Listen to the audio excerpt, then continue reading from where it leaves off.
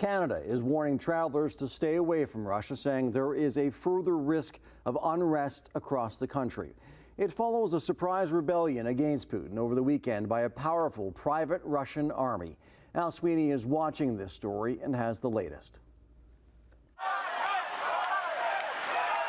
Images from Russia this weekend showed people in the city of Rostov-on-Don cheering on rebel forces, with Moscow's Red Square blocked off and under guard. The Wagner Group, the private army of Yevgeny Prigozhin, launched a march on Moscow this weekend and was a 2-hour drive from the city when Prigozhin called it off. He released an audio statement confirming that he was halting the march.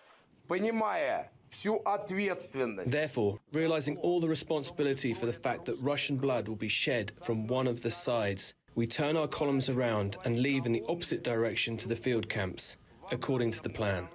Prigozhin halted the rebellion and agreed to leave Russia for the neighboring country of Belarus after Russian President Putin threatened punishment for what he called betrayal and treason.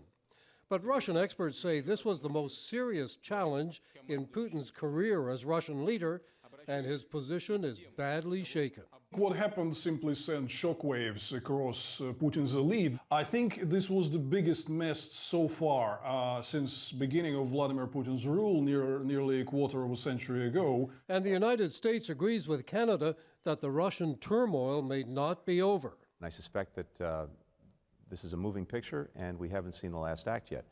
But we can say this. First of all, what we've seen is extraordinary, and I think you've seen cracks emerge that weren't there before. Well, I think clearly Putin is weakened. His government is weakened. Well, I thought it was something that was going to happen sooner or later.